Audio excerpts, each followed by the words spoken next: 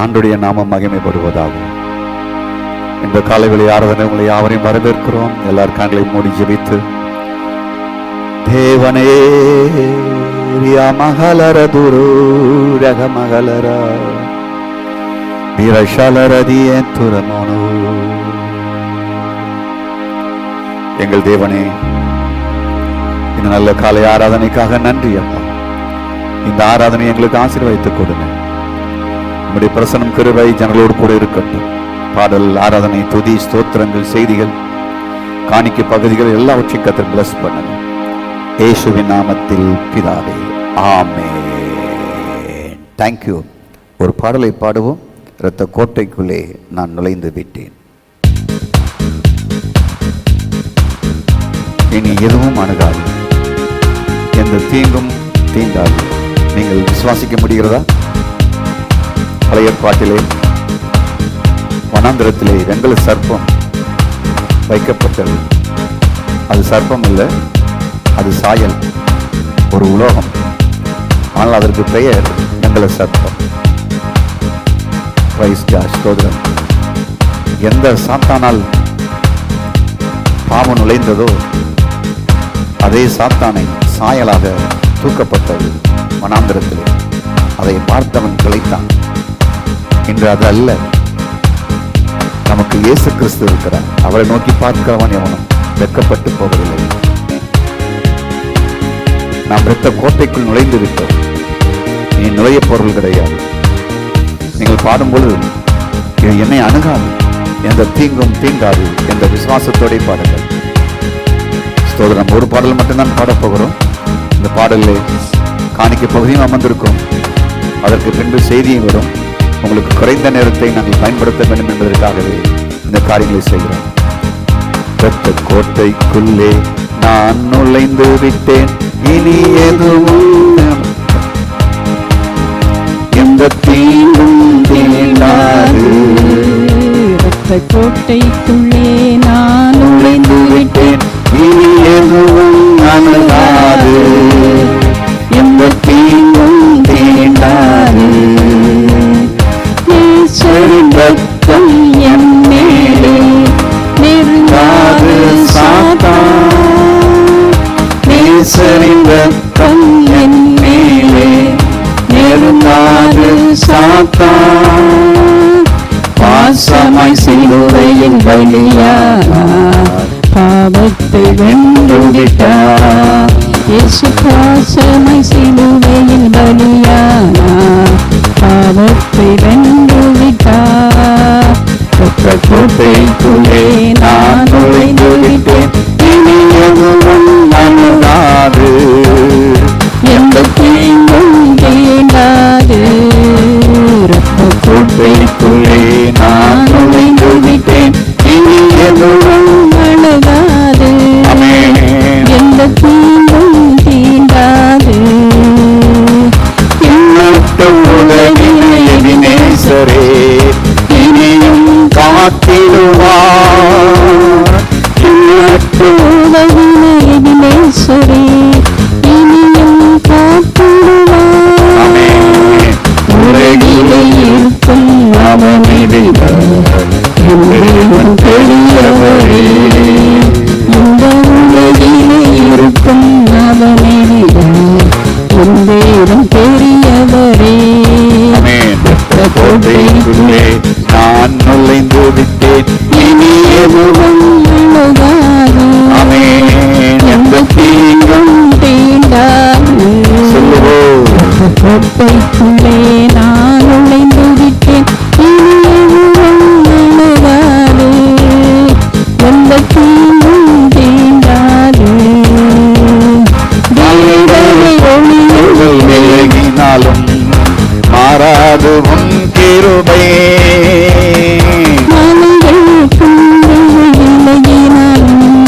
மாறாது உன் கிருபை.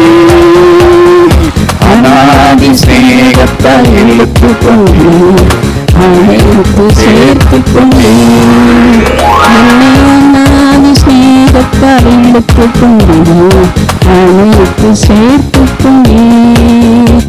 கோட்டைக்குள்ளே நான் நுழைந்து விட்டேன்,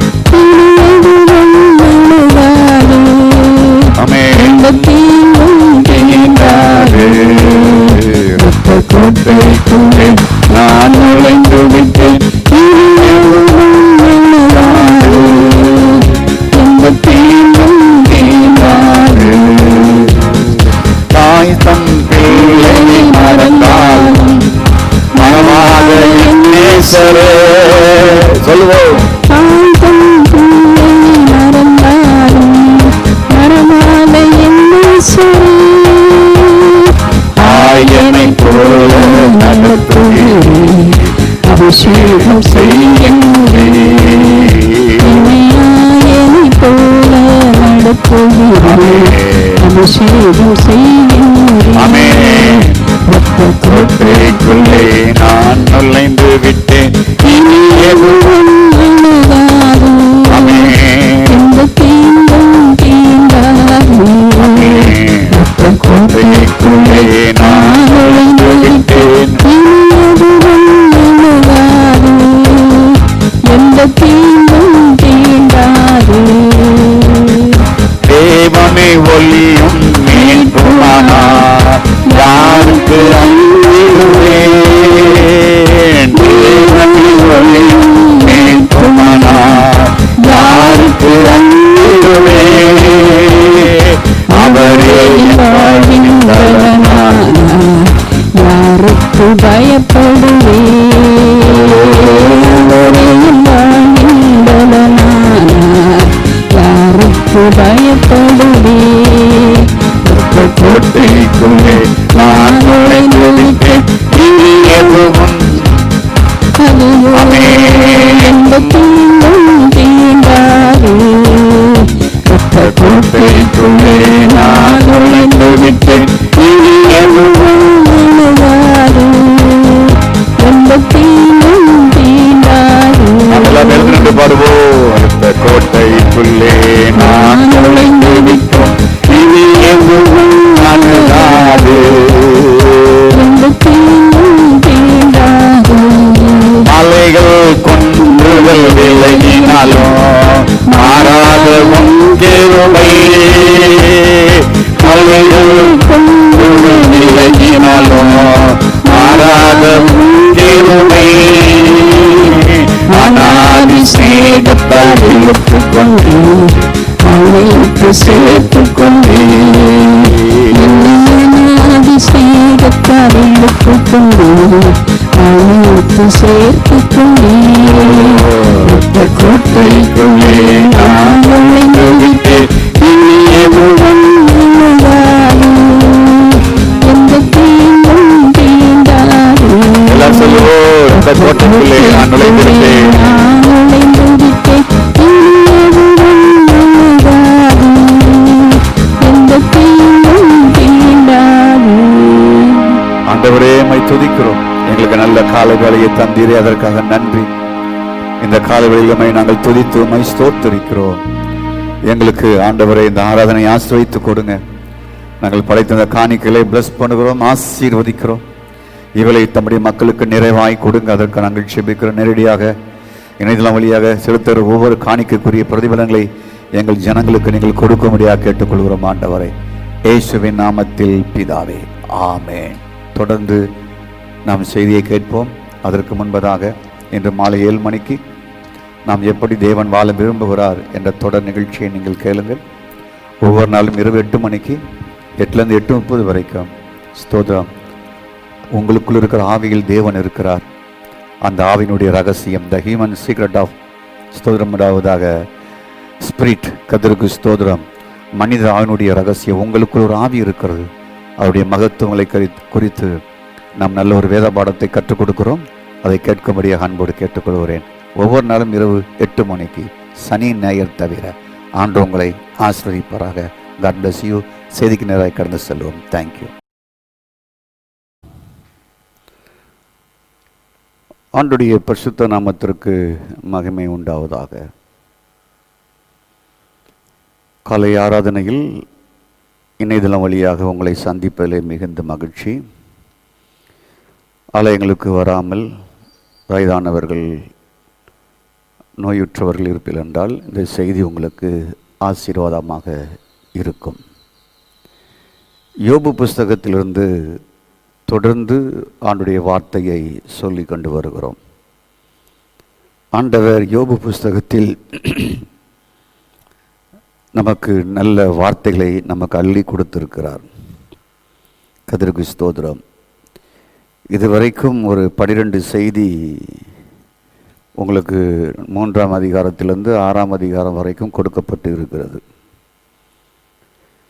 கடந்த வாரத்திலே மற்றவரோடு போராடி பதில் இல்லையா, பதில் அது இயேசுவில் என்று யோபுடைய வாழ்க்கையிலிருந்து பிரசங்கிக்க கர்த்தர் உதவி செய்தார். இன்று நமக்கு என்ன வைத்திருக்கிறார் என்றால்,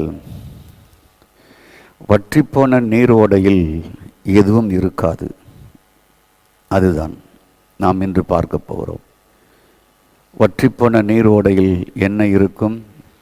எதுவும் இருக்காது. அதைத்தான் நாம் இன்று பார்க்க போகிறோம்.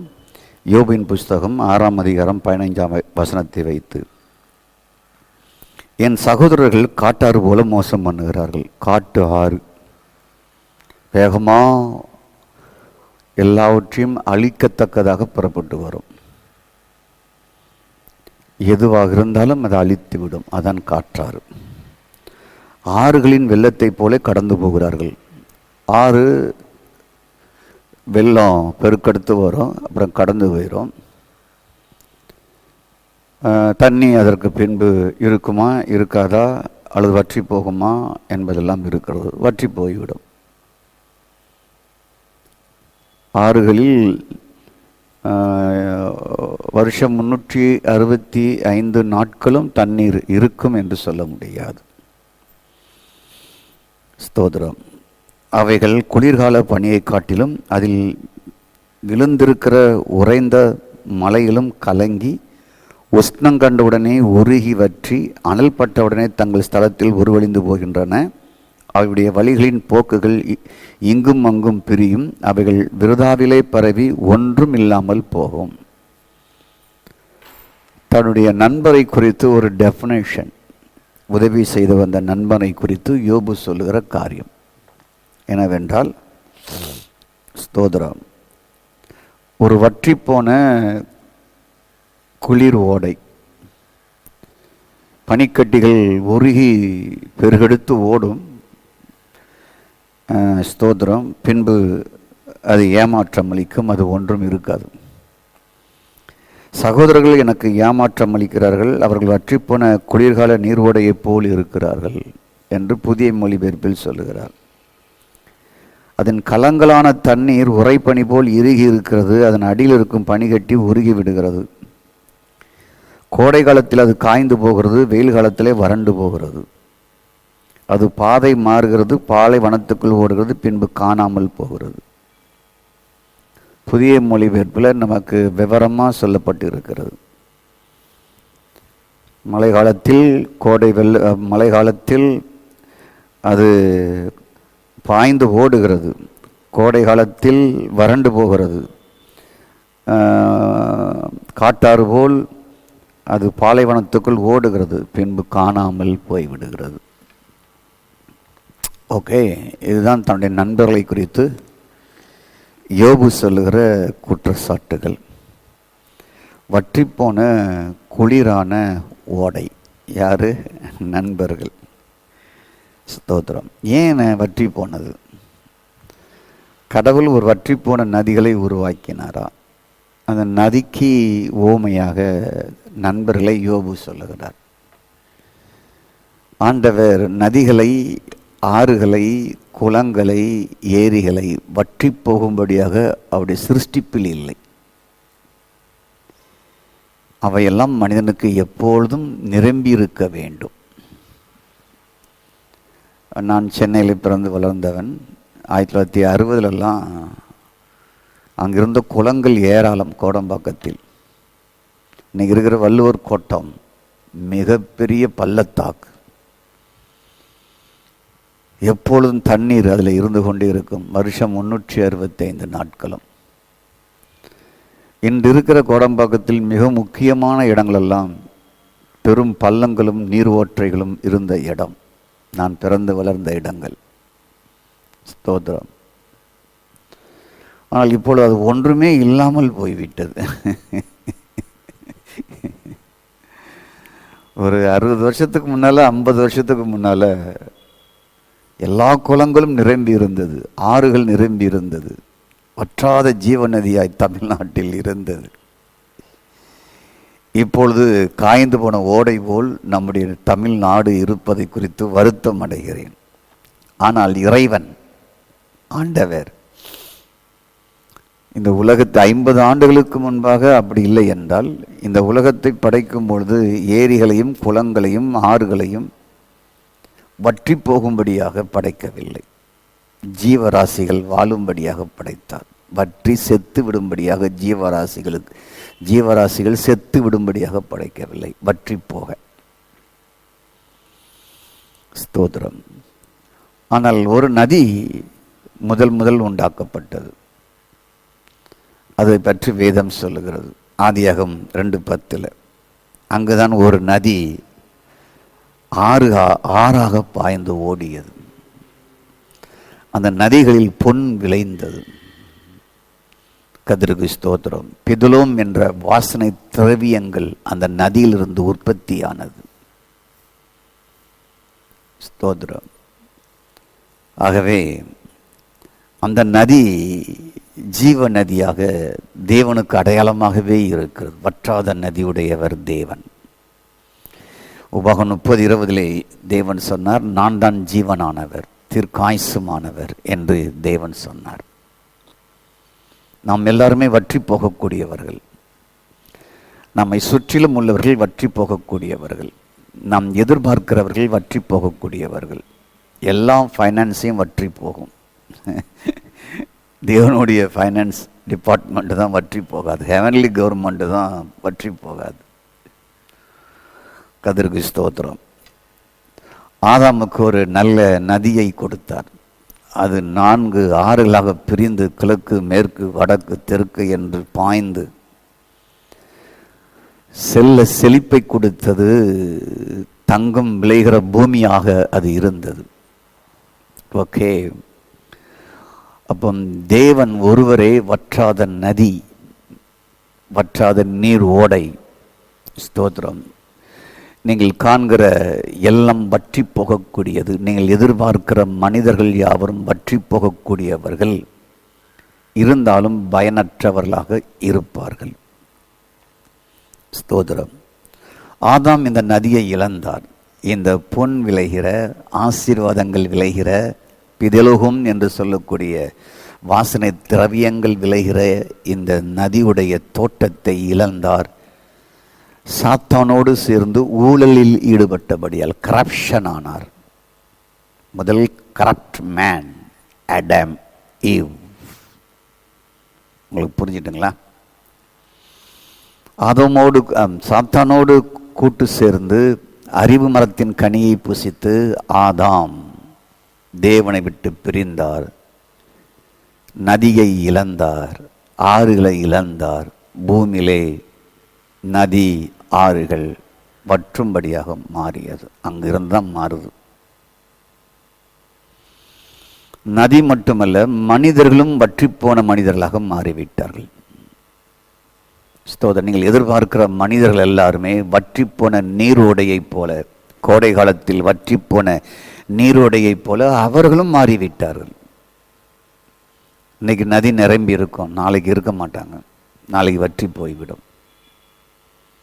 இன்னைக்கு 1000 நன்மைகள் தருவது போல் சொல்லுவார்கள், நாளைக்கு அந்த நதியில் நீங்கள் எதிர்பார்ப்பது இருக்காது. புரிந்து கொள்ளுங்கள். ஸ்தோத்திரம். நதி, உங்கள் நண்பன் என்ற நதி, உயிர் கொடுக்கிற சிநேகிதன் என்ற நதி, உயிர் கொடுக்கிற, ஸ்தோத்திரம், வாழ்வை கொடுக்கிற எவராக இருந்தாலும் நதி போல் இருக்கலாம். ஆனால் ஒரு நாள் வற்றி போய்விடும். சுபாவத்திலே, குணத்திலே, இயல்பிலே. ஸ்தோத்திரம். பொருளாதாரத்திலே, ஈகையிலே வற்றி போய்விடுவார்கள்.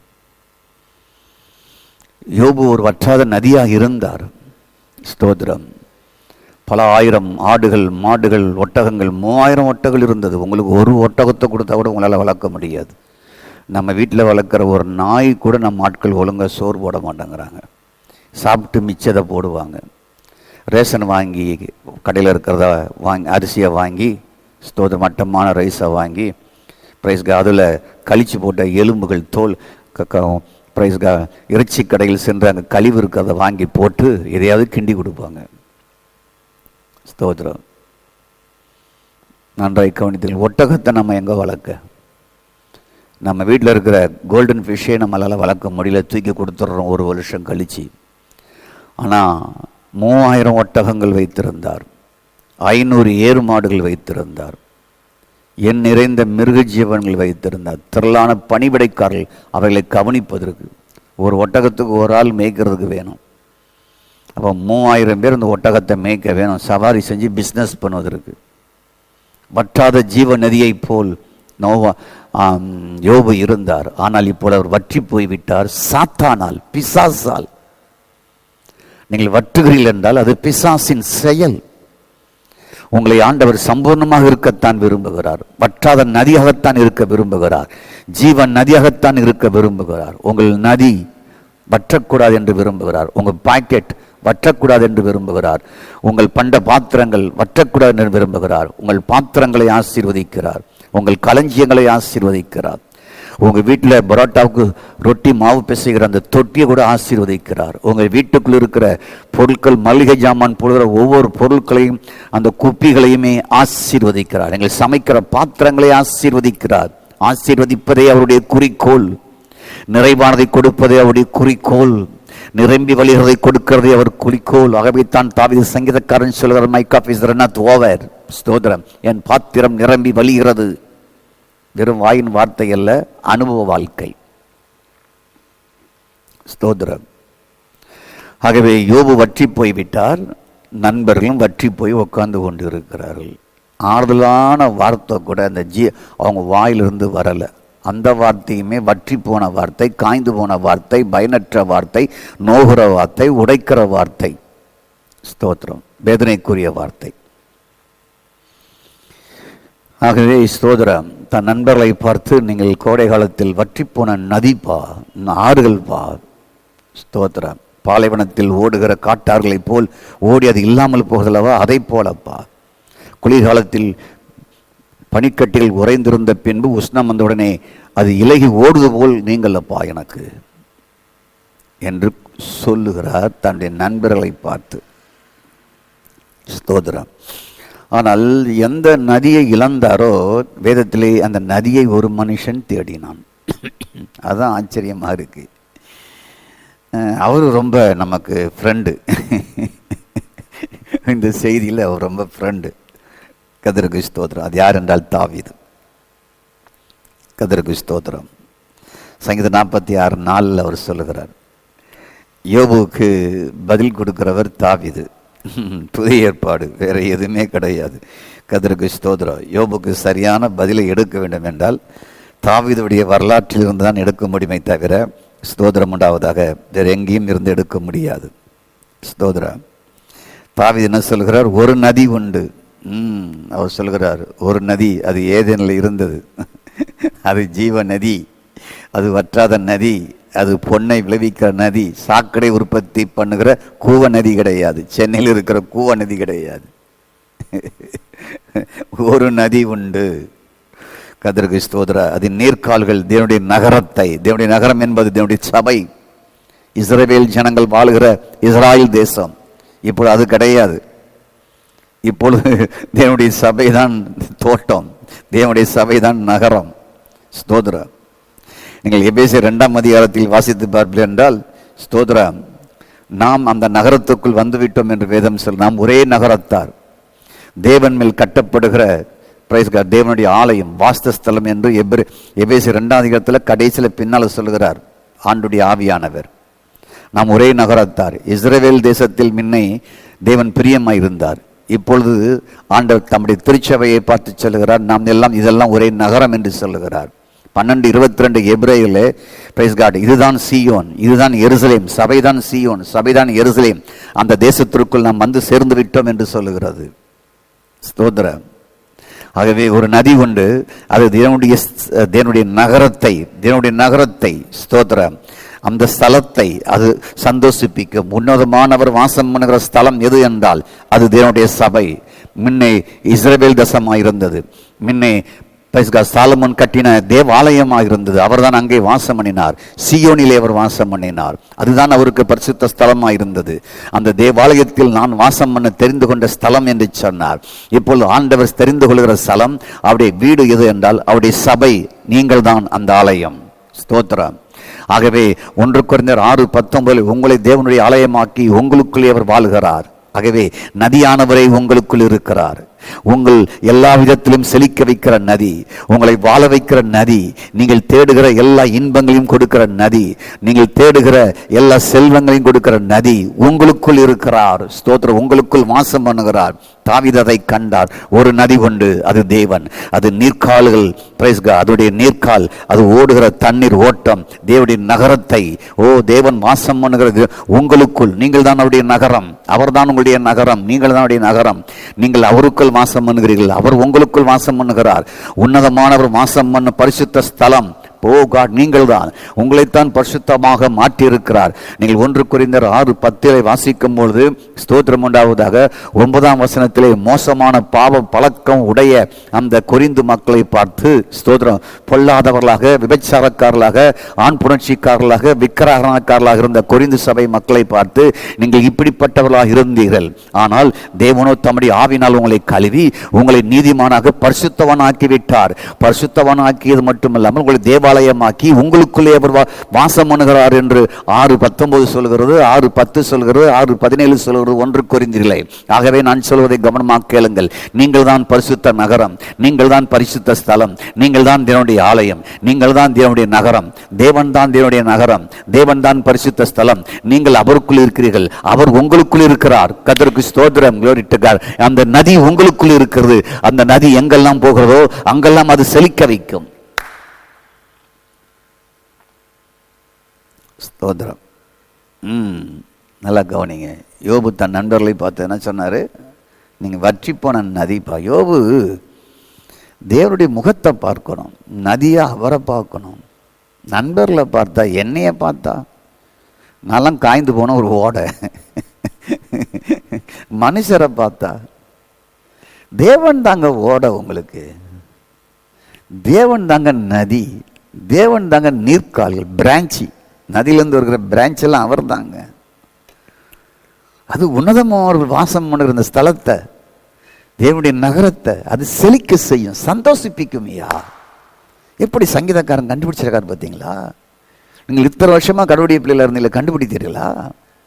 உங்களுக்குள்ளே நதியானவர் இருக்கிறார். ஐயா, உங்களுக்குள்ளே ஜீவ நதி இருக்குது. ஐயா, ஸ்தோத்திரம். என்னை விசுவாசிக்க உள்ளத்திலிருந்து தாகமாக இருக்கிறவர்களே, நீங்கள் எல்லாரும் இடத்தில் வாருங்கள்.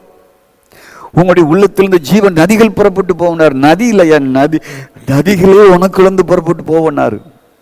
பிதாவாகிய நதி, குமாரனாகிய நதி, பரிசுத்தாவியாகிய நதி உங்களுக்கு புறப்பட்டு போவோம். கர்த்தருக்கு ஸ்தோத்திரம். புரிஞ்சுட்டா உங்களுக்கு? ஸ்தோத்திரம். ஆகவே ஒரு நதி உண்டு. யார் யார் கண்டுபிடித்திருக்கிறீர்கள்? கண்டுபிடித்தவர்களுக்கு அவர் தேவ நதியாக இருக்கிறார். தேவ நதியாக, பேரின்ப நதியாக இருக்கிறார். தாவீதான் சொல்கிறார், பேரின்ப நதி என்ற தேவனை நீ நதியாக கண்டுபிடிச்சிட்டிங்களா? தேவனை ஒரு நதியாக கண்டுபிடிச்சிட்டிங்களா? ஏதேன் தோட்டத்தில் ஓடின ஒரு நதியாக உங்கள் வாழ்க்கையில் அனுபவிக்கிறீங்களா? நதியாக இருக்கிறவர் உங்களுக்குள் இருக்கிறார் என்பதை கண்டுபிடிச்சிட்டிங்களா? உங்களுக்குள்ளேயே பரவி பாய்ந்து உங்களை செழிக்க வைக்கிறத நீங்கள் கண்டுபிடிச்சிட்டிங்களா? கண்டுபிடிச்சிட்டாவே யோபுவை போல நீங்கள் இரட்டிப்பான ஆசீர்வாதத்தை பின்பகுதியில் பெற்றது போல இப்பொழுதே பெறுவதற்கு உங்களை ஆயத்தப்படுத்தி விடுவார். God is good. அப்போ ஒரு நதி உண்டு. ஒரு நதி தான், ஒரு தேவன் தான், ஒரு ஆவிதான், ஒரு தேவன் தான், ஒரு ஆவிதான், ஒரு புது மனுஷன் தான், ஒரு சரீரம் தான். ஸ்தோத்திரம். புரிந்து கொள்ளுங்கள். பல தேவன் அல்ல, பல ஆவி அல்ல, பல புது மனுஷன் அல்ல, பல சரீரம் அல்ல, ஒரே சரீரம் தான், கிரைஸ்ட். அது தேவனுடைய சபை. கர்த்தருக்கு ஸ்தோத்திரம். அப்போ ஒரு நதி உண்டு, அது இன்னும் உண்டு. தாவீது சங்கீதம் 46:6 அவர் தேடினார் அல்லவா, அந்த நதி இன்னும் உண்டு. ஸ்தோத்திரம். ஆகவே அது ஜீவ நதியாக, உயிர் நதியாக இயேசு கிறிஸ்துவானவரே இருக்கிறார். வாழ வைக்கிற நதியாக, ஜீவன் நதியாக, இடத்தில் வருகிற ஒருவனையும் புறம்பே தள்ளுவதில்லை என்று சொல்லுகிறார் அல்லவா, அவனை வாழ வைக்கிற ஜீவன் நதியாக இருக்கிறார். ஸ்தோத்திரம். வருத்தப்பட்டு பாரம் சுமக்கிறெல்லாம் என்னிடத்தில் வாருங்கள் என்று சொன்னார் அல்லவா, வருகிற எல்லாரையும் தாகம் தீர்க்கிற ஜீவ நதியாக இருக்கிறார். கெட்ட குமாரனை கூட வாழ வைக்கிற ஒரு ஜீவ நதியாக இருக்கிறார் அவர். ஸ்தோத்திரம். கொரிந்து சபைய மக்களை போல கீழ்த்தரமாய் வாழ்ந்த மக்களை கூட ஐடல் வர்ஷிப்போட, விபச்சாரம், வேசித்தனம், ஆண் புணர்ச்சி இதெல்லாம் இருந்தது அவங்க கிட்ட, குடி வெறி, அவங்களுக்கு கூட வாழ வைக்கிற ஒரு ஜீவன் நதியாய் ஆண்டவர் இருந்தார். அன்றும் இன்றும் என்றும் இருக்கிறார். நீங்கள் எப்படிப்பட்ட நிலைமையில் இருந்தாலும், சீரழிந்திருந்தாலும், கெட்டு குட்டிச்சவராய் போயிருந்தாலும், உங்க வாழ்க்கையை செழிக்க வைக்கிற ஜீவன் நதி என் தேவன். ஸ்தோத்திரம். ஆகவே அது உன்னதமானவர் வாசம் பண்ணுகிற உங்களை, பரிசுத்த ஸ்தலத்தை, நீங்கள் தான் அந்த பரிசுத்த ஸ்தலம், நீங்கள் தான் உன்னதமானவர் வாசம் பண்ணுகிற இதனுடைய ஆலயமாக்கப்பட்டு இருக்கிறீர்கள். அது உங்களை சந்தோஷிப்பிக்கும் சகல விதத்திலையும். உங்கள் பொருளாதாரத்தில் அது சந்தோஷிப்பிக்கும், உங்கள் தொழிலில் அது சந்தோஷிப்பிக்கும், உங்கள் வருமானத்தை ஆசீர்வதித்து சந்தோஷிப்பிக்கும், உங்கள் குடும்பத்தை ஆசீர்வதித்து அவர் சந்தோஷமடைய செய்வார். என் சமாதானத்தை தருகிறேன், எப்பொழுதும் சந்தோஷமாயிருங்கள் என்று என் தேவன் உங்களில் விரும்புகிறார்.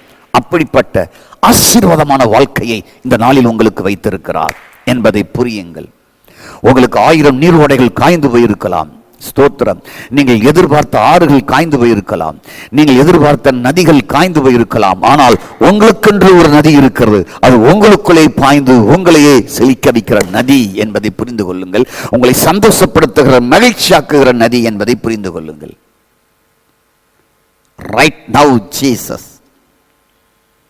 ஸ்தோத்திரம். அப்போ யோபு, தேவன் ஒரு வற்றாத நதி, ஒரே நதி, ஜீவ நதி என்று அறியாதவர், புரியாதவர். அதை அறியாம தேவனை விட்டு நண்பரை தேடி அவரிடத்துல போய், நீங்கெல்லாம் வற்றி போன நீர் ஓடையப்பா, பாலைவனத்தில் ஓடின காட்டாறு போல நீங்கப்பா, ஓடி முடிஞ்சவன அது காணாம போயிடும்பா, பனிக்கட்டி உருகி அது பாட்ட தானா போயிடும், அதுக்கப்புறம் பார்த்தா இருக்காதுப்பா, அதை போல நீங்கப்பாங்கிறாரு. தேவனை பார்க்க வேண்டிய ஆளு நீரோடையா, ஆறுகளா, காட்டாறுகளாக தன் நண்பர்களை பார்க்கிறாரு. ஸ்தோத்திரம். வீட்டுக்குள்ளேயும் நீங்க மற்றவங்களை பார்க்காதீங்க. நதியை கணவனா, புருஷனா, மனைவியா, மாமியார் வீடா, அப்பா வீடா பார்க்காதீங்க. அங்கே தான் சிக்கல் வரும். திடீர்னு நின்றும் நதி, எப்போ நிற்குன்னு தெரியாது. ஸ்தோத்திரம். சிலர்லாம் மாமியார் வீட்டை வச்சே கதையை ஓட்டுவாங்க, சிலர்லாம் மனைவி சம்பளத்திலேயே கதை ஓட்டுவாங்க, சிலர் மச்சாமாரை வச்சுக்கிட்டே கதை ஓட்டுவாங்க. ஆண்களே கவனம். ஸ்தோத்திரம். அப்பா வச்சே கதை ஓட்டிகிட்டு இருக்காது, அம்மா வாங்குற சம்பளத்திலே கதை ஓட்டிகிட்டு இருக்காது. ஸ்தோத்திரம். யாராவது கொடுப்பாங்களா? நதியா கொடுத்தா நல்லவங்கன்னு நீ பாராட்டுவ, நிப்பாட்டிட்டா காஞ்சி போயிட்டு நதி என்று குறை சொல்லுவாய். அந்த வாழ்க்கையை விட்டு உன்னை ஆசீர்வதிக்க விரும்புகிறார். உன்னை ஆசீர்வதிக்கிற நதி இயேசு. ஸ்தோத்திரம். ஆகவே தேவனை விட்டுட்டா மற்றதெல்லாம் நீரோடையாதான் தெரியும். நண்பரோ, குடும்பமோ, உங்கள் சொந்த பந்தங்களோ, நீங்கள் எதிர்பார்க்கிறவர்களோ நீரோடையாக தான் தெரிவாங்க. காஞ்சி போன நீரோடையா, வற்றி போன ஓடையாக தான் தெரிவாங்க. அங்கே என்ன இருக்கும்? காஞ்சி போன களிமண் மட்டும்தான் இருக்கும், வேறு ஒன்றும் இருக்காது. ஸ்தோத்திரம். அன்று தினவுடைய நகரம் இஸ்ரவேல் தேசமாக இருந்தது. ஸ்தோத்திரம். ஆனால் இன்று நீங்கள் தான் அந்த நகரம். எபிரேயர் 12:22 ஏற்கனவே சொல்லிட்டேன். நீங்கள் தான் பரிசுத்த நகரம், நீங்கள் தான் ஜீவனுள்ள நகரம். அவர் உங்களில், நீங்கள் அவரில் கலந்திணைந்திருக்கும் பொழுது ஜீவ நதிகள் உங்களுக்குள்ளே பாய்ந்து ஓடும். ஸ்தோத்திரம். உங்களையும் செழிக்க வைக்க அந்த நதி ஓடுகிற இடமெல்லாம் செழிக்க வைக்கும். ஸ்தோத்திரம். ஆகவே யோபு நண்பரிடம் வற்றிப்போன நீர்வடையாகவும் காணாத ஆறுகளாகவும் கண்டார். ஆனால் தாவீதோ பேரின்ப நதியாக கண்டார், தேவன் நதியாக கண்டார், ஒரே நதியாக கண்டார். இதுதான் ஆச்சரியம். தாவீதுக்கும் யோபுக்குள்ள வித்தியாசம். தாவீதுக்கு தேவனோட இருந்த உறவும் யோபுக்கு தேவனோட இருந்த உறவும் பாருங்களேன், ரொம்ப டிஃப்ரென்ஸாக இருக்கும். ஆரம்பத்தில் சூப்பராக இருந்தார், பிரச்சனை வந்த உடனே சூப்பர் பேப்பராக மாறி போச்சு, எம்டி பேப்பராக மாறி போச்சு. ஸ்தோத்திரம். தாவீது பிரச்சனை வந்த பொழுதுதான் தேவனை ஒரு நதியாக, ஜீவன் நதியாக, பேரின்ப நதியாக, ஒரே நதியாக பார்த்தார், தேவன் நதியாக பார்த்தார். பிரச்சனையில தான் பார்த்தார், வேறு எப்பவும் பார்க்கல. கர்த்தருக்கு ஸ்தோத்திரம். ஆகவே அன்றும் இன்றும் ஒரு நதி உங்களுக்குள் இருக்கிறது. அந்த நதி வற்றாத நதி, அந்த நதி தேவன் நதி, அந்த நதி சந்தோஷிப்பிக்கிற நதி, அந்த நதி பேரின்ப நதி. நமக்கே உங்களுக்கே கிறிஸ்து ஜீவன் நதியாக இருக்கிறார். அவர் நீர்வடையாக அல்ல, ஆறாக அல்ல, நதியாக இருக்கிறார். உங்களுக்கு ஓடுகிறவராக இருக்கிறார், நதியாட்டம் பாய்ந்து செல்கிறவராக இருக்கிறார். பிரம்மாண்டமான உங்களுடைய ஆவிக்குள்ளவர் இருக்கிறார். Glory to God. அப்போ ஸ்தோத்திரம். நீங்கள் மட்டுமல்ல, நம்ம தேசத்தில் உள்ளவர்கள், இந்த மனுக்குலத்தில் உள்ளவர்கள் எப்படி இருக்க வேண்டும் என்ற ஏக்கம் தேவனுக்கு இருக்கிறது. இந்த ஜீவன் நதி பாய்ந்து அவர்கள் எல்லாம் சந்தோஷமாக இருக்க வேண்டும் என்று நம்முடைய தேசத்தின் மக்களை பார்த்து ஏக்கமாக இருக்கிறார், பெருமூச்சு விடுகிறார். ஸ்தோத்திரம். அப்போ இவர்தான் என் வாழ்க்கையிலே ஜீவன் நதியாக, தேவன் நதியாக, பேரின்ப நதியாக இருக்கிறார் என்பதை அறிந்துட்டா தேசமே மாறும், தேசனுடைய குடிகளும் மாறுவாங்க, சுற்றிலும் இருக்கிற மாறுவாங்க, உங்கள் லைஃப் மாறும். ஸ்தோத்திரம். உங்க தொழில் மாறும், வியாபாரம் மாறும், பிசினஸ் மாறும், கையின் பிரயாசம் மாறும், எல்லாமே மாறும். உங்களை வல்லலா மாற்றுவார். கர்த்தருக்கு ஸ்தோத்திரம். அப்போ இயேசு வேதத்தை அறியாத இஸ்ரவேலர்களை பார்த்து சொன்னார், ஸ்தோத்திரம், வேதத்தை அறியாத நீங்கள் சபிக்கப்பட்டவர்கள் என்று சங்கீதம் 7:40 யோவான் 7:47 சொன்னார். நீங்கள் சபிக்கப்பட்டவர்கள் என்று சொல்லி. ஸ்தோத்திரம். ஆகவே கர்த்தருக்கு ஸ்தோத்திரம் உண்டாவதாக. அப்போ நம்ம இவர் நதியாக, பேரின்ப நதியாக, வாழ வைக்கிற நதியாக, வேத வாக்கியங்களெல்லாம் நமக்கு புரியாவிட்டால் வற்றிப்போன நீரோடையை நம்பி சாபத்திலையும் கஷ்டத்திலையும் துன்பத்திலையும் துயரத்திலையும் ஒன்றுமில்லாமலையுமே இருந்து வாழ்ந்து கொண்டு இருப்போம். அப்படி வாழ தேவன் விரும்பலங்க. உங்களை பாய்ந்து ஆசீர்வதிக்க விரும்புகிறாருங்க. உள்ளும் புறம்பு உங்களை நல்ல மேய்ச்சலை கண்டடைய விரும்புகிறாருங்க ஆண்டவர். ஸ்தோத்திரம். ஆகவே கர்த்தருக்கு ஸ்தோத்திரம். இந்த பூலோகத்திற்கு வரப்போகிற மேசியா எப்படி இருப்பார், அதனுடைய விளைவு என்ன, அதன் விளைவுகளை பற்றி ஒரு வேதத்தில் ஒரு தீர்க்கதரிசிக்கு ஆண்டவர் வெளிப்படுத்தினார். இது வெளிப்படுத்தணும், வெளிப்படுத்தப்பட்ட வார்த்தையாக இருக்கணும். உங்களுக்குள்ள இருந்த ஆண்டு வெளிப்படுத்தணும். ஸ்தோத்திரம். இந்த இயேசுவை குறித்த நற்செய்தியை, கிருபையின் நற்செய்தியை வெளிப்படுத்துவதற்கு பிரியம் கொண்ட பொழுது அவர் என்னை தெரிந்து கொண்டு, அவர் தாயின் கற்பத்திலிருந்தே என்னை தெரிந்து கொண்டு அவர் எனக்குள் வெளிப்படுத்தினார் என்று சொல்கிறார் பவுல். எனக்குள்ளே வெளிப்படுத்தினார் என்று சொல்லி கற்பத்தில் தேர்ந்தெடுத்து வெளிப்படுத்தினார் தனக்குள்ள. எங்களுக்குள் உள்ள இதை வெளிப்படுத்தாட்டா உங்களுக்கு சொல்ல முடியாது. உங்களை எப்படி இருக்க விரும்புகிறார் என்று எங்களுக்குள் வெளிப்படுத்தி உங்களுக்கு சொல்லுகிறார். நீங்கள் ஒரு வற்றாத நதியின் ஆசீர்வாதத்தை பெற வேண்டும் என்று அவர் விரும்புகிறார். ஸ்தோத்திரம். நீங்கள் எதிர்பார்த்த வற்றி போனவர்களை தூக்கி எறியுங்கள். நீங்கள் எதையெல்லாம் ஓடையாக உங்கள் வாழ்வு தரும் என்று நம்பினீர்களோ, எதெல்லாம் எனக்கு வாழ்க்கை தரும் என்று நீங்கள் நினைத்தீர்களோ அது வாழ்க்கை தரவில்லை. ஆனால் இப்பொழுது ஜீவன் நதியாக இருக்கிறவரை உங்களுக்குள் வைத்து அனுபவியுங்கள். சகலவற்றிலும் நீங்கள் சம்பூர்ணமாக இருக்கலாம். சரி, வரப்போகிற மேசியா பூமிக்கு வரப்போகிறார். அவர் எப்படி இருப்பார், அவர் வந்தால் என்ன ரிசல்ட் இருக்கும், என்ன விளைவு இருக்கும், அதை ஒரு தீர்க்கதரிசிக்கு வெளிப்படுத்தினார். அப்படி உங்களுக்கும் வெளிப்படுத்துவார். யாருக்கு என்றால் எசேக்கியேலுக்கு வெளிப்படுத்தினார். ஸ்தோத்திரம். அது என்ன தெரியுமா? அது யோபு தேடிய ஓடை கிடையாது, ஆறு கிடையாது. ஸ்தோத்திரம். ஆறையும் ஓடையும் அந்த தீர்க்கதரிசி காட்டல. எசேக்கியேலுக்கு அது தரிசனமா இருந்தது. உங்களுக்கு தரிசனம் அல்ல, ஆவியாக உங்களுக்குள்ளே இருக்கிறார். அதான் உங்களுக்கு எனக்கும் வித்தியாசம். எசேக்கியேலுக்கு உங்களுக்குள்ள வித்தியாசம். அவருக்கு தரிசனமா தெரிந்தது, உங்களுக்குள்ள தரிசனமா தெரிந்தவரை ஆவியாக உங்களுக்குள்ள இருக்கிறார். இது முதல்ல புரியணும். ஆண்டவர் எங்க தரிசனம் கொடுக்கிறவர் எங்க இருக்கிறார்? உள்ள இருக்கிறார். இப்போ அப்போ உங்களுக்கு கொடுக்கலாமா? உங்களுக்கு கொடுக்க முடியுமா? ஜீவ நதி அனுபவிக்க முடியுமா? வற்றி போன வாழ்க்கை மாறுவதற்கு நீங்க விரும்புறீங்களா? ஸ்தோத்திரம்.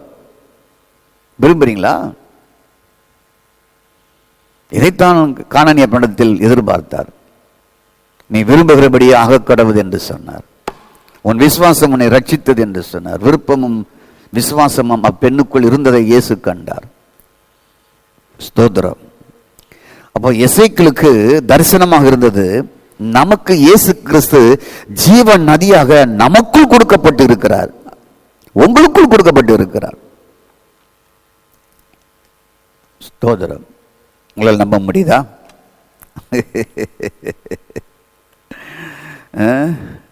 ஸ்தோத்திர. ஆகவே நீங்கள் பழைய ஏற்பாட்டின் பரிசுத்தவான்களை காட்டிலும் glory to God, நீங்கள் கர்த்தருக்கு ஸ்தோத்திரம் மிக முக்கியமானவர்கள். அவர்களெல்லாம் தரிசனமாய் பார்த்தார்கள். நீங்கள் உங்களுக்குள்ளே வைத்து ஸ்தோத்திரம் அனுபவிக்கிறவராக உங்களுக்குள் இருக்கிறார். யோவான் 7:38 வாசிக்கும் பொழுது, என்னத்தில் விசுவாசிக்கிறவன் எவனோ அவன் உள்ளத்திலிருந்து ஜீவ தண்ணீர் உள்ள நதிகள் ஓடும். அவர்தான் ஜீவன், அவர்தான் நதி. 1:4 யோவான்ல அவர்தான் ஜீவன். 14:6 நாம் தான் ஜீவன் என்று சொன்னார். 14ஆம் அதிகாரம் 10ஆம் அதிகாரம் 10ஆம் வசனத்தில் ஜீவன் பரிபூர்ணப்பட வந்தார். அவர்தான் ஜீவன் நதி. என்னை விசுவாசிக்கணும் உள்ள நான் ஜீவன் நதியாக இருக்கிறேன் என்று 7:38 இயேசு சொன்னார். ஸ்தோத்திரம். நான் தான் ஜீவன் நதி, நான் உனக்குள்ள இருக்கிறேன் அப்படிங்கிறாரு. அப்போ எசேக்கியேல் தரிசனமா நதி தெரிஞ்சது. வரப்போகிற மேசியாவை தரிசனமா தெரிந்த ஒரு நதியை போல வரப்போகிறார் என்பது தெரிந்தது. ஆனால் இன்று உங்களுக்கு தரிசனமாய் தரவில்லை, நதியானவரை உங்களுக்குள் இருக்கிறார். புரிந்து கொள்ளுங்கள். இதான் ரெவலேஷன், இதான் கிரைஸ்ட் ரெவலேஷன், இயேசுவின் வெளிப்பாடு. ஸ்தோத்திரம். அப்போ உங்களுக்குள்ளே இந்த ஜீவ நதி கொடுக்கப்பட்டிருக்கனால் நீங்கள் எப்படி இந்த நாட்டில் வாழலாம்? ஸ்தோத்திரம். நீங்கள் மிக பிரம்மாண்டமா வாழலாம். இந்த ஜீவன் நதி எங்கெல்லாம் ஓடுதோ அதெல்லாம் செழிக்கும். ஆகவே நீங்கள் பிரம்மாண்டமா வாழத்தான் உங்களுக்குள் இருக்கிறார். நீங்கள் ஆச்சரியமான ஒளியாக இருக்க விரும்புகிறார். நீங்கள் மலை மேல் இருந்து பிரகாசிக்கிற விளக்காக பட்டணமாக இருக்க விரும்புகிறார். ஒரு வீட்டுக்குள்ளே ஒரு விளக்காக எரிகிற விளக்காக அல்ல, மலையை மேல் இருக்கிற பட்டணம் போல இந்த உலகத்துக்கே வெளிச்சமாக இருக்க விரும்புகிறார். இந்த பூமிக்கே ஆசீர்வாதமாக இருக்க விரும்புகிறார். ஆகவே தான் உங்களுக்குள்ள ஓடும் நதியாக இருக்கிறார். பழைய ஏற்பாடு சினிமா பாட்டு, ஓடும் நதியும் எனக்காக. இங்கிருந்து எடுத்திருப்பாங்க பைபிள்ல இருந்து.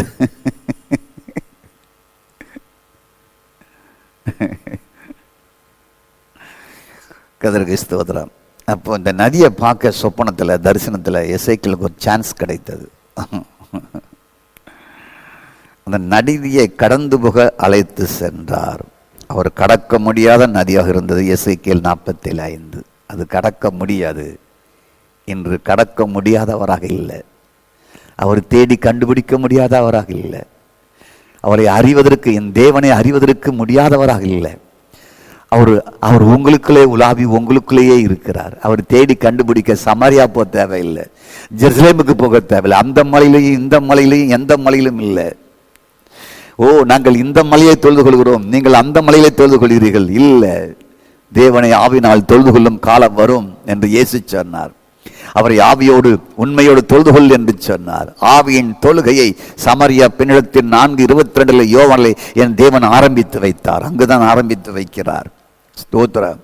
எசேக்கியேல் 45 கடக்க முடியாத ஒரு நதி. ஸ்தோத்திரம். ஓ glory to God. கடந்து போயவரை பார்க்க வேண்டும், தாண்டி போயவரை பார்க்க வேண்டும், கடக்க முடியாமல் கடந்து பார்க்க வேண்டும், பசியும் பட்டினியுமா இருந்தவரை பார்க்க வேண்டும், ஓ வயிறை உபவாசம் போட்டு தண்ணீர் குடிக்காமல் இருந்தவரை பார்க்க வேண்டும் என்பதெல்லாம் மோசேயின் காலம். இப்பொழுது அப்படி அல்ல. ஸ்தோத்ரா, glory to God. நீ பசியா இருக்கிறாய், நீ உபவாசத்தோடு நீ வயிறை பட்டினி போட்டு நீ இப்பொழுது பிரைஸ் God மெலிந்து 40 நாட்களாய் அமர்ந்திருக்கிறாய், நான் உனக்கு தரிசனமாகிறேன் என்று சொல்லி வருகிறவர் அல்ல. ஸ்தோத்ரா, நீங்கள் ரட்சிக்கப்பட்ட போது உங்களுக்குள் கிருபையும் ஆவியுமாக உள்ளே வந்து விட்டார். கர்த்தருக்கு ஸ்தோத்திரம். இனி வர வேண்டிய அவசியம் இல்லை. யோவான் 1:12 பாருங்கள், உங்களை பிள்ளையாக மாற்றினார். யோவான் 1:14 பாருங்கள், அவர் மாமிசமும் இரத்தமாக மாறி கிருபையும் சத்தியமாய் உங்களுக்குள் வந்து விட்டார். என்று நீங்கள் பிள்ளையாய் மாறினீர்களோ அன்றே உள்ள வந்து விட்டார். இதை கண்டுபிடிப்பதற்கு 40 ஆண்டுகள் 50 ஆண்டுகள் உங்களுக்கு ஆயிருக்கலாம். இன்று உங்களுக்கு அதை வெளிப்படுத்தி கொடுக்கிறார். நீ என்று ரட்சிக்கப்பட்டு ஞானஸ்நானம் எடுத்தாயோ அன்னைக்கு உங்களுக்குள் வந்து விட்டார். இவர் கடந்து தேட வேண்டியவர் அல்ல, ஓடி தேட வேண்டியவர்கள் அல்ல, உபவாசம் இருந்து மண்டிட்டு அழுது புலம்பி அவரை வாரும் என்று அழைக்க வேண்டிய அவசியம் இல்லை. ஸ்தோத்திரம். தானிகளை போல 21 நாட்கள், மோசேயை போல் 40 நாட்கள் அழுது புலம்பி இயேசுவே வாரும், தரிசனத்தை தாரும், எனக்குள் வாரும் என்று அழைக்க வேண்டிய அவசியம் இல்லை. கல்வாரி சிலுவையிலிருந்து மரித்த இயேசு கிறிஸ்து ஓ God மரித்து உயிர்த்தெழுந்த பின் ஆவியாய் மாறி, நீங்கள் கலாத்தியர் 4:6 வாசித்து பாருங்கள். கர்த்தருக்கு ஸ்தோத்திரம். தேவனை அப்பா பிதாவை என்று கூப்பிடத்தக்க குமாரனுடைய ஆவியை பிரைஸ் God உனக்குள்ள நான் சென்ட் பண்றேன், உனக்குள்ள அனுப்பிவிட்டேன் என்று சொன்னார். அப்பா பிதாவை என்று கூப்பிடுறதுக்கு ஏற்கனவே அனுப்பிட்டாராம் அவர். நம்ம இன்னும் தடவி தேடிக்கிட்டு இருக்கிறோம். எசேக்கியேலை போல கடக்க முடியாதெல்லாம் கடந்துட்டு இருக்கிறோம். பாடுகள் மத்தியில் போனதான் அவரை கண்டுபிடிக்கணும்னு நினைக்கிறோம். சோதித்து சொத்த பொண்ணான பிறகு தான் கண்டுபிடிக்கணும்னு நினைக்கிறோம். யோபு என்ன பண்ணார்? ஒண்ணுமே பண்ணல. முதல்ல பலி செலுத்திட்டு இருந்தாரு, கடைசியில் பலி செலுத்தி அவர் கண்டுபிடிச்சாரு இல்ல, அவரே வந்து ரெக்கவரி ஆயிட்டார், ரெக்கவரியை கொடுத்துட்டார். ஸ்தோத்திரம். நேரடியாக பேச ஆரம்பிச்சிட்டார் ஆண்டவர். கர்த்தருக்கு ஸ்தோத்திரம். நதி ஓரத்தில் திரளான விருட்சங்கள் இருந்தது. சே, நீங்க தாங்க அந்த விருட்சம். நதி ஓரமா இருக்கிற விருட்சம் நீங்க தாங்க. இந்த நதியை யோபு பார்க்கலங்க. அவர் தாங்க ரெட்டிப்பு ஆசீர்வதிக்கிறாரு. அவர் தாங்க தீர்க்காயுசுமானவர். உபாகம் 30:20 அவர் தாங்க உங்க பாத்திரத்தை நிரம்பி வழிய செய்கிறவர். அவர் தாங்க உங்க மிருக ஜீவனை ஆசீர்வதிக்கிறவர். உங்க குழந்தை குட்டிகள் கற்பத்தின் கனிகளை ஆஸ்வதிக்கிற அவர் தாங்க. கடன் கொடுக்கக்கூடிய அளவுக்கு உங்களை ஆஸ்வதிக்கிற அவர் தாங்க. உங்கள் பாத்திரங்களை நிரம்பி செய்கிற அவர் தாங்க. உங்களை உழைக்க வச்சு சம்பாதிக்க வைக்க செய்கிறவர் அவர் தாங்க. நீங்க உழைக்க உழைக்க உழைக்க அந்த வருமானத்தை பெருக்க செய்கிறவர் அவர் தாங்க. உங்கள் கையின் பிரயாசத்தை கொண்டு 10 மணி நேரம் 12 மணி நேரம் உழைக்கும் பொழுது அதிலே வருமானத்தை பெருக பண்ணுகிறவர் நீங்க தான், அவர் தாங்க. ஸ்தோத்திரம். சம்பாதிக்கிற பலத்தை கொடுக்கிறவர் அவர் தாங்க. ஸ்தோத்ரா. ஓ காட், ஸ்தோத்திரம் உண்டாவதாக. ஆபிரகாம் சம்பாதிக்கிறவர், சம்பாதிக்கிற அத்தனையும் எடுத்துக்கொண்டு கானானுக்கு வந்தார். அவர் சம்பாதிக்கிறவர். ஸ்தோத்திரம். 20 வருஷமா நான் சம்பாதித்தேன் என் மனைவியும் பிள்ளைகளையும் சொத்துக்களையும் என்று யாக்கோபு சொல்லுகிறார். ஸ்தோத்திரம் உண்டாவதாக. Oh God, amen, glory to God. ஈசாக்கு சம்பாதிக்கக்கூடியவர். ஆகவே நான் ஒரு சீமானுடைய மகன் என்று சொல்லி அப்பா சேர்த்து வைத்ததை அழிக்கிற மகன் அல்ல, அவரும் சம்பாதிக்கிறவர். கர்த்தருக்கு ஸ்தோத்திரம். ஏசா சம்பாதிக்கிறவர். இவர்கள் எல்லாம் பார்க்கும்போது சம்பாதிக்கக்கூடியவர்கள். கர்த்தருக்கு ஸ்தோத்திரம் உண்டாவதாக. தண்டசோரை சாப்பிட்டு இருக்கிறவங்க கிடையாது. தண்டசோரை சாப்பிடுறவர்களையும் அவர் ஆஸ்வதிக்க முடியாது. சோம்பேறிகளை ஒருபொழுதும் ஆஸ்வதிக்க முடியாது. நீங்கள் உழைப்பில் என்றால் அந்த உழைப்பிலே உங்கள் கையின் பிரயாசத்திலே எண்ணிலிருந்து ஆசீர்வாதங்களை உங்களுக்கு கொடுப்பார். உங்கள் பத்தை 1000 அவரால் மாற்ற முடியும். கர்த்தருக்கு ஸ்தோத்திரம் உண்டு. ஆகவேத்தான் அந்த நதி ஓரம் இருந்ததெல்லாம் ஜீவ மரங்கள், திரளான மரங்கள் என்று வேதம் சொல்கிறது. அநேக திரளான விருட்சங்கள் இருந்தது. ஸ்தோத்திரம். ஆக 47 சொல்லுகிறது, ஏதேனின் ஆதி நிலையை பார்க்கிறேன். இப்போ தான் சொப்பனத்தில் பார்க்குறாரு, அவர் தரிசனத்தில் பார்க்குறாரு ஏதேனின் ஆதி நிலையை. அங்கே தான் நதி இருந்தது, அங்கே தான் பலவிதமான கனிகளை கொடுக்குற மரங்கள் விருட்சங்கள்லாம் இருந்தது. ஜீவ விருட்ச மரம் அங்கே தான் இருந்தது. நன்மை தீமை அறிதக்க மரம் அங்கே தான் இருந்தது. அந்த நதி பாஞ்சு தான் தண்ணீரெல்லாம் செழிக்க வைத்து கொண்டிருந்தது. ஸ்தோத்திரம். அந்த தண்ணீர் 47:8 ஆரோக்கியமாக்கக்கூடிய தண்ணீரா. ஓ ரிகாமாலாராஷாந்தால எல்லா விதத்திலும் உங்களை ஆரோக்கியமாக்க முடியும். பொருளாதார விதத்தில் ஆரோக்கியமாக்க முடியும், சரீரத்திலே உங்களை ஆரோக்கியமாக்க முடியும், மனநிலையிலே உங்களை ஆரோக்கியமாக்க முடியும், குடும்ப வாழ்க்கையிலே ஆரோக்கியமாக்க முடியும். தொழிலிலே வருமானத்தில் ஆரோக்கியத்தை ஆக்க முடியும். உங்கள் உத்தியோகத்திலே ஆரோக்கியமாக்க முடியும். நீங்கள் போகிற இடமெல்லாம் ஆரோக்கியமாக்க முடியும். நதி எங்கெல்லாம் போகுதோ அங்கெல்லாம் ஆரோக்கியம் அடைய செய்கிறது. அந்த தண்ணி எங்கெல்லாம் போகுதோ அங்கே போகுது. இன்னைக்கு திருச்சபையில் உள்ள மக்கள் தான் நோயோடு இருக்கிறாங்க. திருச்சபை மக்கள் தான் தரித்திரத்தோடு இருக்கிறாங்க. திருச்சபை மக்கள் தான் வேலை இல்லாமல் இருக்கிறாங்க. திருச்சபை மக்கள் தான் பஞ்சத்தோடு இருக்கிறாங்க. நீங்கள் அப்படி வாழ வேண்டிய அவசியம் இல்லை. ஸ்தோத்திரம், glory to God. அந்த நதி எங்கெல்லாம் போகிறதோ அங்க இருக்கிற விருட்சங்கள் எல்லாம் செழிக்க செய்யும். அந்த நதி உங்கள் திருச்சபைக்குள் ஓடட்டும். அந்த நதி உங்கள் திருச்சபைக்குள் இருக்கிற எல்லா விருட்சங்களாகிய விசுவாசிகளை செழிக்க வைப்பாராக. திருச்சபைக்குள் இருக்கிற அத்தனை மக்களை ஆரோக்கியமாக்குவாராக. உங்களை ஆரோக்கியமாகத்தான் அந்த உன்னதமானுடைய ஸ்தலமாகிய தேவனுடைய சபைக்குள் இந்த நதி பாய்ந்து ஓடுகிறது. இந்த நதியை பார்க்காம காஞ்சி போன நீரோடைய யோபு பார்த்துக்கிட்டு இருக்காரு பாருங்க. புரியுதா உங்களுக்கு? எப்படிப்பட்ட நதி? ஆரோக்கியமாக்கக்கூடியது நதி. புரியுதா? ஆரோக்கியமாக்க தண்ணி நதி. ஸ்தோத்திரம். ஆகவே அந்த ஆரோக்கியமாக்குறவர் எங்கே இருக்கிறார்? ஆரோக்கியத்தை வர பண்ணுவேன், சவிக்கத்தையும் ஆரோக்கியத்தையும் நான் வர பண்ணுவேன். எரேமியாவில் சொல்லப்பட்டிருக்கு. ஆரோக்கியத்தையும் சவிக்கத்தையும் வர பண்ணுகிறவர் அவர். ஆரோக்கியத்தையும் சவிக்கத்தையும் வர பண்ணுகிறவர், சமாதானத்தையும் வர பண்ணுகிறவர். கர்த்தருக்கு ஸ்தோத்திரம். அப்போ ஆரோக்கியமானவர் நதியாக உங்களுக்குள்ளே இருக்கிறார். ஜீவனத்திற்கு ஆயுசமானவர் உங்களுக்குள்ளே இருக்கிறார். இப்படிப்பட்ட கிருபையை ருசிக்காத கிறிஸ்தவர்கள் அநேகர் இருக்கிறார்கள். நதி ஆரோக்கியமாக்குற நதி, பேரின்ப நதி, தேவன் நதி. அது எங்கெல்லாம் ஓடுதோ அது செழிக்கும். எந்த வீட்டுக்குள்ள இருக்குதோ செழிக்கும். எந்த வாலிபனுக்குள் இருக்குதோ அது செழிக்க வைக்கும். எந்த வாலிப மகளுக்குள் இருக்கிறதோ அது செழிக்க வைக்கும். எந்த சிறுபிள்ளைகளுக்குள் இருக்கிறதோ அது செழிக்க வைக்கும். எந்த ஊழியத்தில் இருக்கிறதோ அந்த நதி செழிக்க வைக்கும். எந்த தீர்க்கதரிசனத்தில் இருக்கிறதோ செழிக்க வைக்கும். எந்த சுவிசேஷத்தில் இருக்கிறதோ அது செழிக்க வைக்கும். அந்த நதி செழிக்க வைக்கிற நதியா? உங்களுக்குள் இருக்கிற நதியா? உங்களுக்குள் இருக்கிற நதியா? அது பாய்ந்து செழிக்க வைக்கும் ஐயா. அது கடந்து போக முடியாது நதி அல்ல. ஸ்தோத்திரம். அப்போ ஆரோக்கியமாக்குறவரே உங்களுக்குள் இருக்கிறார்.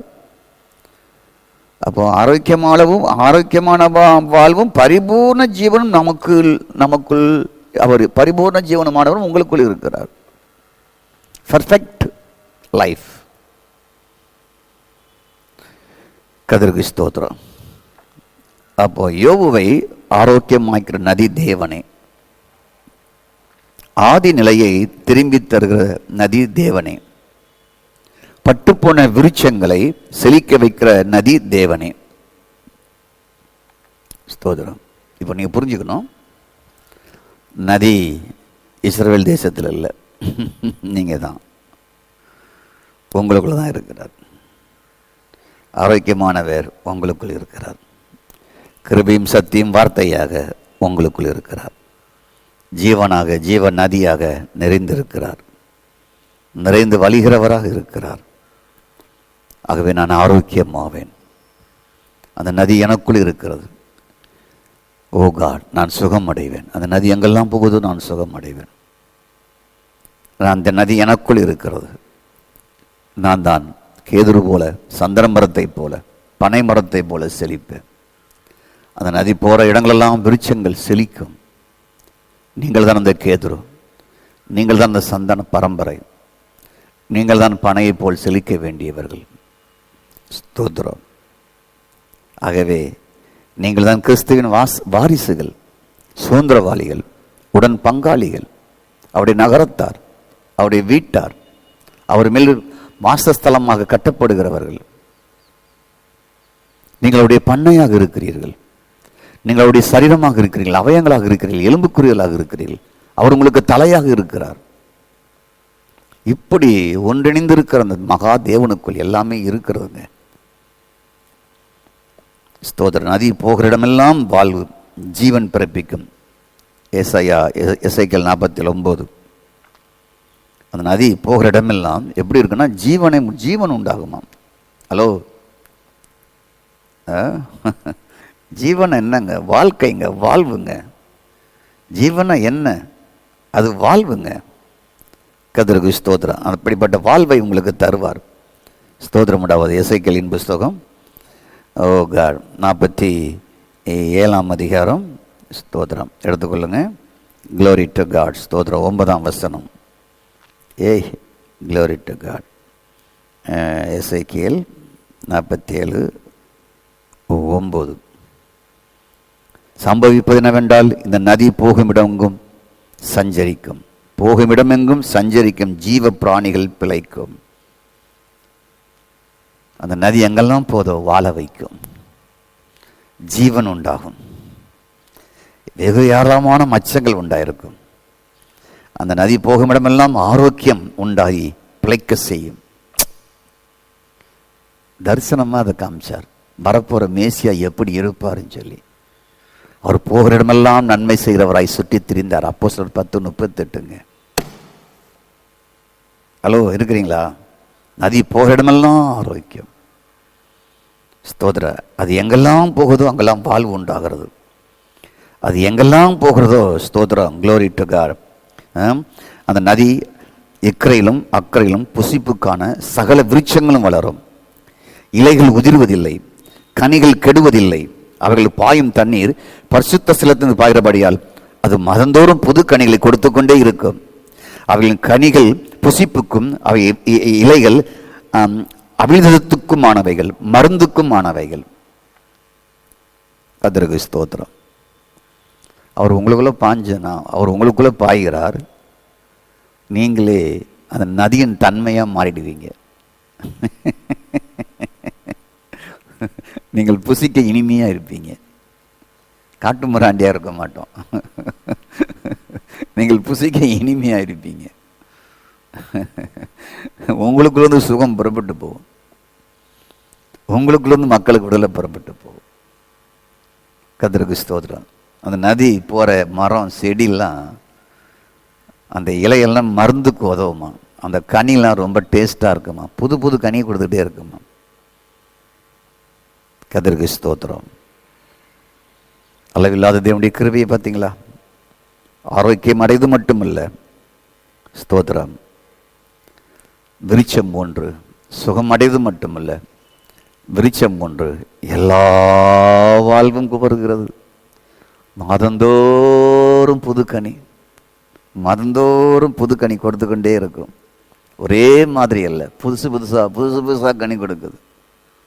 வாழ்க்கையில் எல்லாம் புதுசு புதுசாக வருது. வாழ்க்கையே புதுசாக மாறுது. ஒவ்வொரு நாளும் மாறுது. அனுதினமும் மாறுது. காடு அரைச்சமாகவே அரைச்சிக்கிட்டு இருக்கிறது கிடையாது. ஒவ்வொரு நாளும் புதுக்கனியை கொடுத்துக்கிட்டு ஒரே மாதிரி இல்லை, புதுக்கனிகள் உருவாகிறது. நேற்று இருந்தது போல் இன்னைக்கு லைஃப் இல்லை. இன்னும் நாளைக்கு இருந்தது போல் நாளை மறுநாள் இருக்க போவது கிடையாது. இது மாதந்தோறும் ஸ்தோத்திரம் புதுக்கனி கொடுக்கிறது. அடுத்த மாதம், இந்த மாதம் வாழ்ந்தது போல் அடுத்த மாதம் கிடையாது. இந்த வருஷம் வாழ்ந்தது போல் அடுத்த வருஷம் கிடையாது. நேற்று வாழ்ந்தது போல் பிரைஸ் காட், காட் ஸ்தோத்திரம், அதுக்கு மறுநாள் கிடையாது. இன்னைக்கு வாழ்ந்தது போல் நாளைக்கு கிடையாது. புதுக்கனியை கொடுத்து கொண்டே இருக்கும். இந்த நதி கிறிஸ்து. நீங்கள் நதி ஓரம் அல்ல, நதியே உங்களுக்குள் ஓடுகிறது. ஸ்தோத்திரம். ஆகவே கர்த்தருக்கு ஸ்தோத்திரம் உண்டாவதாக. ஒரே மாதிரியாக இருக்க தேவன் உங்களை அழைக்கவில்லை. கர்த்தருக்கு ஸ்தோத்திரம். 40 வருஷம் 50 வருஷம் 60 வருஷம் ஒரே மாதிரியா, அதே பாலடைஞ்ச வீட்டுக்குள்ள, அதே பாலடைஞ்ச லைஃப், அதே நோய் பிடிச்ச வாழ்க்கை, அதே கஷ்டம் நிறைந்த வாழ்க்கை, அதே தரித்திரம் பிடிச்ச வாழ்க்கை அல்ல. மாதந்தோறும் புது கனியை கொடுக்கும். அதே நோயோட அல்ல, அதே வியாதியோடு அல்ல, அதே கஷ்டத்தோடு அல்ல, அதே பஞ்சத்தோடு அல்ல, அதே வருமான குறைச்சலோடு அல்ல, அதே வருமான குறைவோடு அல்ல. புரியுங்க?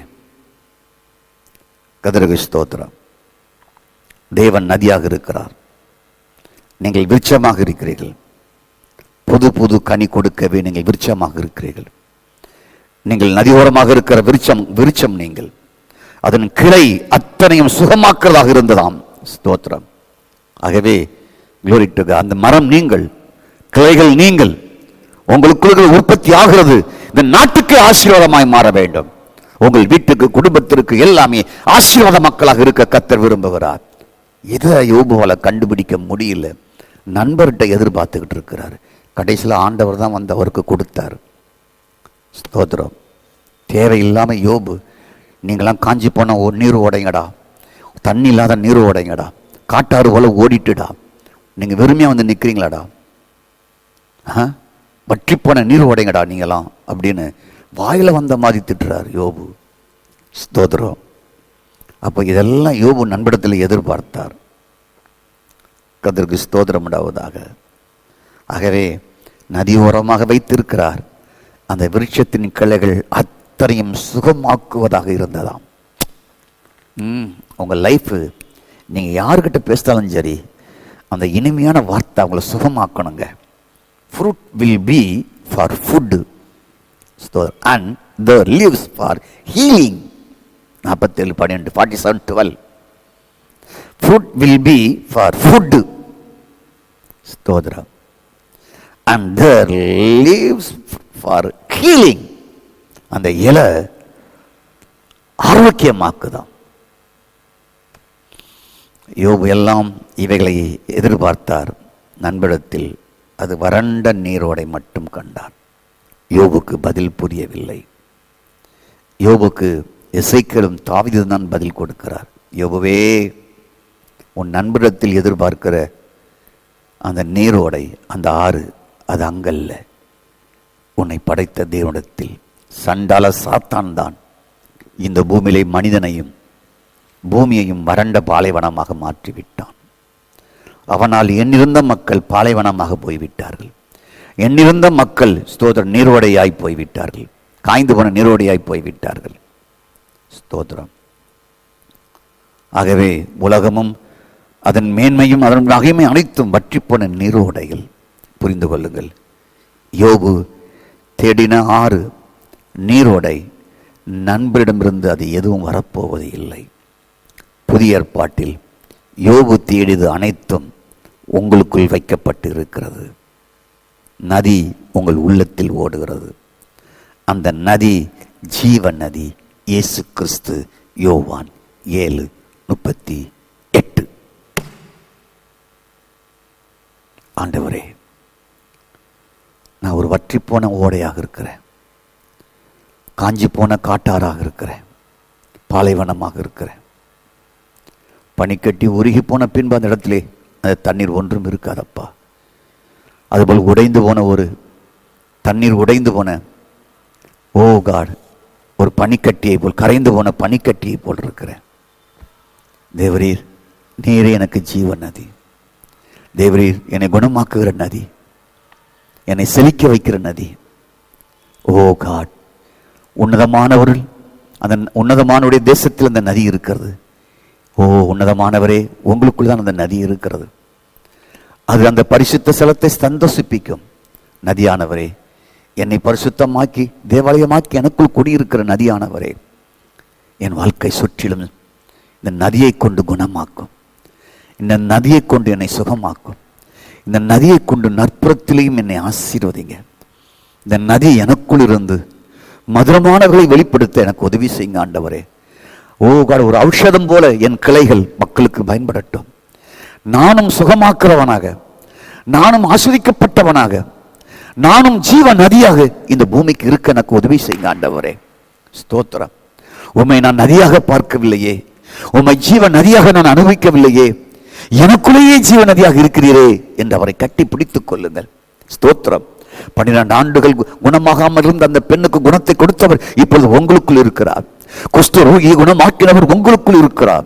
ஓ glory to God. தாவீதின் குமாரன் என்று கூப்பிட்ட அந்த 2 குருடர்களை குணமாக்கினவர் உங்களுக்குள் இருக்கிறார். மரித்த லாசருவை உயிரோடு எழுப்பினவர் உங்களுக்குள் இருக்கிறார். தாகமா உள்ளவனை இடத்தில் வாருங்கள், ஓ ஜீவத்தண்ணீர் நதிகள் உங்களுக்குள் ஓடும் என்று சொன்ன ஓ காட் இயேசு கிறிஸ்து யோவான் 7:38 படி அவர் உங்களுக்குள் இருக்கிறார். உங்கள் ஜீவனை பரிபூர்ணப்படுத்த வந்தவர் உங்களுக்குள் இருக்கிறார். உங்கள் நோய்கள் குணமாக வேண்டும், உங்கள் சாபங்கள் உடைத்து எரியப்பட வேண்டும், உங்கள் தரித்திர நிலைமைகள் மாற வேண்டும், உங்கள் இல்லாத நிலைமைகள் மாற வேண்டும். சாத்தான் உங்களை வறண்டு போன பாலைவனமாக மாற்றியிருக்கலாம், அதெல்லாம் மாற்றி செழிக்க செய்கிற ஜீவ நதி உங்களுக்குள் இருக்கிறார். தரிசனமாக இல்ல, ஓ நிஜமாகவே உங்களுக்குள் இருக்கிறார்.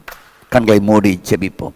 ஓ ரீமா காலரா சந்தாலரா தூரா தாலராபா ஹெரிகா மகாலரா தூரா தாலரா ஷிகபாலா காலரா தூரி திவி அந்தோரா பௌஷி ஏகமானாரா தூரா தாலராபா. இயேசுவே மக்கு துதிக்கிறோம். நதியானவரே உமக்கு நன்றி. எங்களை சுற்றிலும் இருக்கிறது வறண்ட பாலைவனமும் வற்றிப்போன நீரோடையும் ஆண்டவரே. ஆனால் வற்றாத நதி நீங்கள் தான். ஏதெனில் நதி இல்லாமல் போனது. ஆனால் 2ஆம் மாதமாகிய இயேசு நதியுடையவராகவே இருக்கிறீர். இந்த நாட்டின் தரித்திரம் பாலைவனமாக இருக்கிற காரணம் சாத்தான். அவன் எங்கள் மனு மக்களை எல்லாரையும் வறண்டெல்லாம் ஆக்கி வைத்திருக்கிறான். இயேசுவை ஒவ்வொரு மனுஷருக்குள் நதியாய் வந்தால் எங்கள் நாடு, எங்கள் தேசம், எங்கள் மக்கள் எல்லாம் மாறுவார்கள் அப்பா. இந்த செய்தியை கேட்கிற எல்லா மக்களுக்கும் சுவிட்சத்தை கொடுங்க, விடுதலையை கொடுங்க. இயேசுவின் நாமத்தில் பிதாவே, ஆமென், ஆமென். இது வானத்தின் வாசல், என் இயேசையா ஆசீர்வாதத்தின் வாசல். ஏல்பத்தே இது வானத்தின் வாசல், என் இயேசையா ஆசீர்வாதத்தின் வாசல். தலை தாய்க்கும் கல் நீரையா